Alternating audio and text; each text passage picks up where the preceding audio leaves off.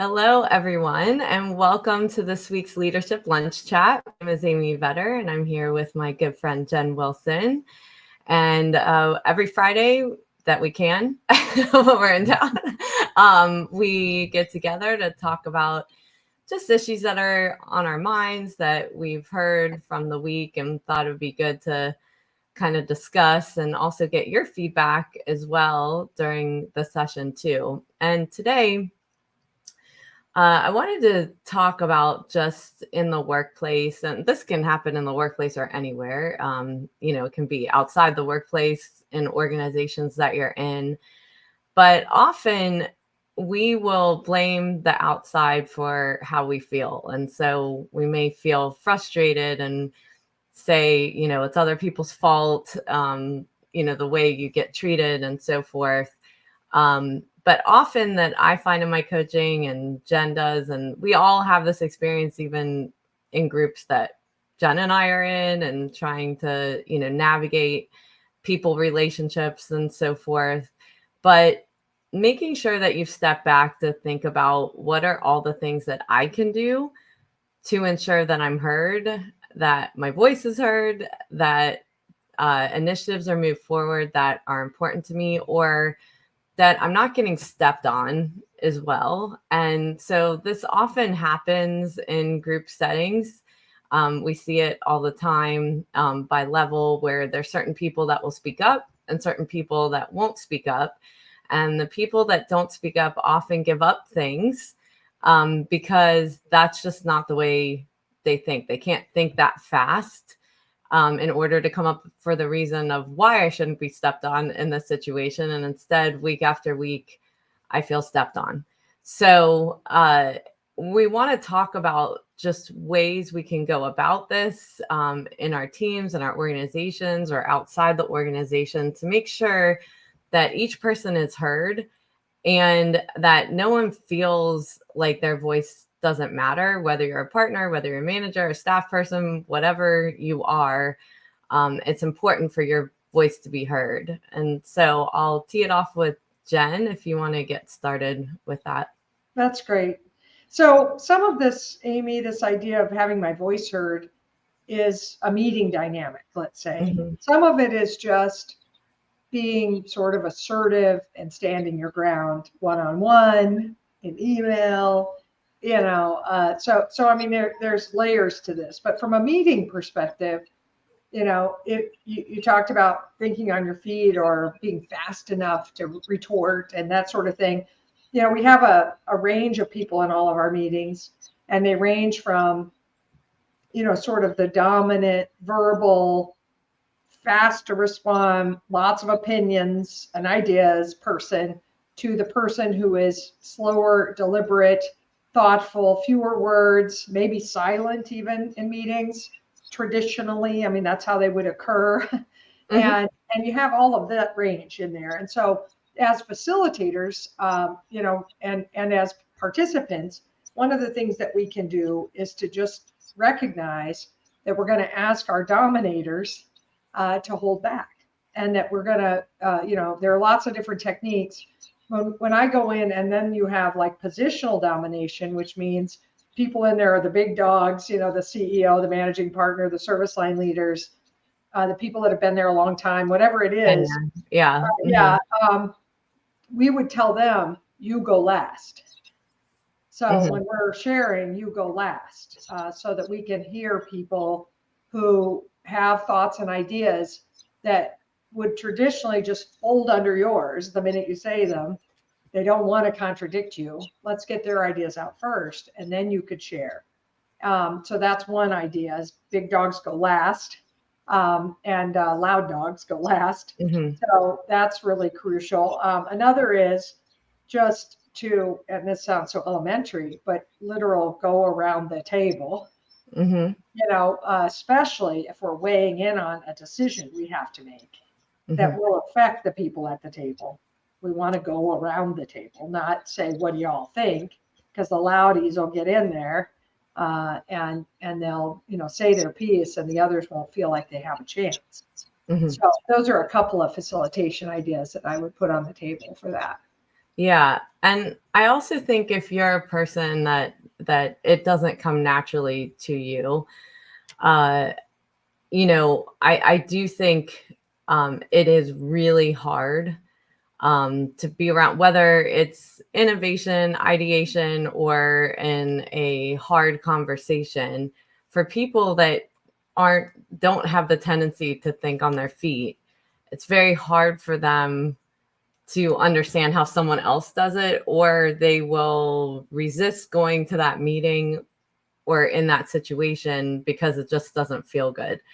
So I think it's very important for all people to understand how they show up in a meeting, that you're asking those questions, that you're trying to understand, so that you can use some of these techniques if you are someone that is a person that thinks on your feet or can be more domineering in a meeting session, how you change that. But for a person that it doesn't come naturally to, I think it's really, really important to come up with a strategy of how you are going to respond to that situation. The situation is going to come up, right? Like it's come up over and over again. So instead of thinking, I'm just about to go into the same situation all over again, what could I do different? And one of the things is if you don't process information right away, it is totally fair to somebody to say, let me get back to you on that. There does not need to be an instant answer all of the time. And a lot of times, the people that give instant answers, and I can be one of those people, and I'm sure Jen is too, um, later on, also will think, gosh, I should have said this, or I should have offered that. But we're quick on our feet. So first thing, coming is the first thing going. And so, from a perspective of I'm not good to think on my feet, or I need to stop thinking on my feet so fast, take a beat, take a pause, and realize that there is no pressure to give an answer right away. And even if someone keeps putting pressure on you, the most important thing to do is walk away and say, let me get back to you by Monday. As long as you've given a deadline, not like this open-ended thing and just acting like it's not important what they're saying. It's like, I want to do whatever I can to help you, but I need a moment to go back and look at this and make sure that this is going to work. And I think it's important to practice these things and find people that are your friendly people, whether it's mentors, whether it's friends, whether it's people in the room that you trust, to practice this with, because when you're under pressure, that's the hardest time to do it. So you actually shadow this experience so that you can get better at taking that pause, taking that beat before you answer. I love that. Well, and we tell people who aren't really, they're so in their head during the meeting. Right. They're thinking through their ideas. They're kind of worrying about them. They may even have an internal dialogue that says something like, I don't want to make a mistake here. I don't want to look like a fool. I don't want to say the wrong thing. So they're busy. I tell people, look and see if you're spending more time with yourself in the meeting than you are in the meeting. Mm-hmm. You're wrestling like an alligator over there by, should I speak up or not? That's, a form of like distracting self-conversation that has to stop. So instead, what I recommend that they do is pull out a piece of paper, or if you're on your laptop or whatever in the meeting, which has got its own problems, but to just start writing down, like, here's what I'm thinking about this issue, or here's what I'm worried about here, or here are some thoughts I have. And that way you can process them on the paper or on the page, on your machine, and you can see them, and then they might feel more concrete to you to speak them. Mm-hmm. And even if you don't speak them, you've got them there, they're notes, you'll remember them later. You could have a side conversation. But I try to get every person who is really not self-expressed to practice self-expression in meetings. And if you don't know what to say, then ask a question. Right. So I'll say, listen, spend your whole meeting listening from, do I have any questions about this? Because I'll ask one. I'm going to ask one question in this meeting. And I can get people to begin the process of gaining confidence in speaking up by recognizing you don't have to say something profound, and you don't have to have your big first speak up be, I completely disagree, managing partner. We don't have to do that in those meetings. We can just start with, hey, here's a few ideas I had while I was listening, or hey, I have a question about this. And that starts the process of you getting sort of out of your head and out of your mouth the stuff that you need to begin communicating. And I love what you said. No one can force us, really to commit, or you can say, I don't have the information for that right now, or but one thing we do try to get meeting facilitators again, and anybody calling a meeting and saying, we're going to have a meeting and can you come, is the facilitator possibly. So that person should try to get as much material to the people in advance. The ones that don't process, while conversation's happening, it's harder to process. They need to have that processing time ahead of that conversation. And so it's not fair to spring it on them and then say, here's the information and let's make a decision. What do you think? That might not be the right way to get their input or to get their comfortable input from them. So anyway, it's a request that you could make if you feel like I keep getting put on the spot. They just keep dropping this stuff in these meetings in the center of the table, and I haven't had a chance to really think about it.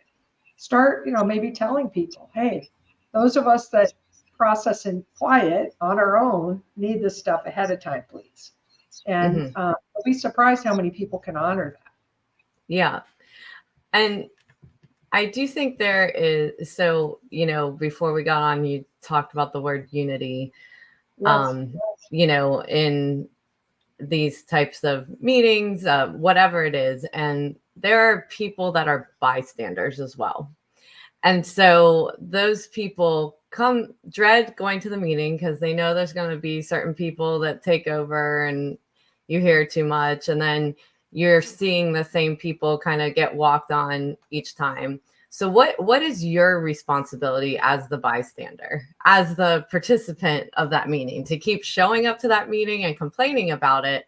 Or what things can you do to better support the outcome of that meeting? Because usually any meeting that's scheduled, there's a purpose of why it's scheduled or why it might be a recurring meeting and so forth. And the way we show leadership is by how we influence outcomes in these kinds of things and how we can turn it around. And so I think there's a couple things as a bystander. Number one is some of the tips you just said is if you're seeing these things happening and then certain people that can't respond right away, that's not in their natural toolkit, and things are being taken from them or because someone's louder, I think it's important as the other participant in the meeting to either go to the leader of the meeting and say, do you see what is happening in this meeting? Are there other ways we could approach it? And give some suggestions, like giving information ahead of time, having an agenda, and so forth.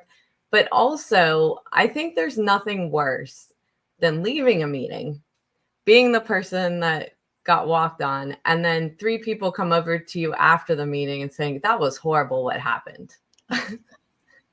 Instead of those 3 people standing up in that meeting and saying, let's support Jen. And, so Jen's not ready to give an answer. I think we all heard that.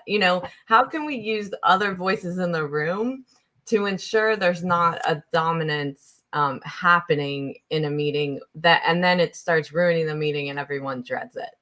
I love that. I don't love that it's happening. I just love the idea of first having us identify, who am I in this meeting? Right. Am I the dominator or the steamroller? Maybe I don't want to do that. Am I the silent, victim? I definitely don't want to do that. Am I the bystander observing this strange dynamic and never doing anything about it? No, I don't want to do that either. I love that. I love us looking at that and I think you could be all 3 in different times. depending on the subject and depending on what's going on How with much you. you care about it. Yeah. But also like what else is going on? Like you're under a deadline for something else, or you're multitasking. Now you're, a terrible participant. You're none of the above or whatever. But I think this idea of bystander, it's okay to say, hey guys, I feel like we're piling on here. Or, hey guys, this feels premature to me. I don't know why we're rushing to judgment. I think we could take a little more time on this. Seems like Amy, could use a little time to process this away from us. Let's get back together and talk about it in the next meeting. Mm-hmm. And so I love that idea of the bystander taking responsibility. The other thing is, if I feel like I happen to be kind of in a weaker chest position, if you will, and I am not confident in certain meetings and I feel like I don't have my footing, I can look around the table and think about who's in those meetings and go ask for somebody to support me and go ask for an advocate and explain my circumstances and tell them what I'm working on. I'm working on this. Here are some of my strategies. What do you think? But also, would you please advocate for me? Could you provide cover for me when I'm in there and I look, deer in headlights or whatever, and nobody says anything to support me? Would you? And I think you'd be really surprised at how many people would say yes to that. They don't even realize that they could be responsible to support a more functional meeting and better outcomes if they just stepped in and spoke up. And there are a lot of people who would, I think. Yeah. And it doesn't have to be adversarial to do that. It's just more being team driven or unity driven, like you said, Jen, of understanding that each person has a responsibility in the room and it's not our, so when we talk about selfish interest, if I tap out, is that selfish interest or is that the best for the organization, right? Like if I'm just not caring, because am I actually a productive person in the room, or I'm just saying this meeting's stupid, I'm tired of dealing with this every week, or what can I do from a productive standpoint to show leadership, to show generosity in this situation, and make sure, like when we talk about diversity, this is diversity, right? Just personalities and being more aware of how different people respond, and not because someone doesn't respond in the way someone else does, it doesn't mean that they don't have something to offer or that they don't have something important to protect as well that shouldn't be taken just because they don't know how to battle it out like somebody else. And so it's really important to have these conversations when we're trying to create productive meetings outside the meeting as well to make them more effective. So maybe we don't want to confront people in the meeting, that's fine, but what can we do outside the meeting to ensure it's productive for everybody? I love that. Amy, I think that, this doesn't have to be like, these are huge, heavy, horrible problems. Right. And I'm victimized and you're mean, or, you never say anything and you're weak, or, all that negative judgment stuff. Give everybody the benefit of hopeful interpretations or best intentions. Have compassion for the different styles in the room and the fact that they're pretty genetic and that we all have to work against type to have a really high functioning group. We all work against type. We all moderate. We all come to a functional middle of behavior. And most organizations haven't even talked about it, evaluated it, discussed it. So the meetings happen and they're weird, but they could be better if we just don't blame and don't eye roll and don't hate from it. I'm serious, because that's the easy way out. That's what you're talking about there. Great, it's always going to be terrible. Instead, take 100% responsibility for who you're being in the meeting, ask for an advocate, suggest some of these facilitation techniques and some change up, and see if you can, get to a place where you feel like everybody has a voice. Yeah. Well, thank you so much for processing this today. And hopefully everyone listening has a couple ideas to take away. And we love to hear your topics as well. So feel free to suggest topics that you want Jen and I to talk about at our next Leadership Lunch Chat. Thank you so much, Jen, and have a great weekend. Great. Thanks.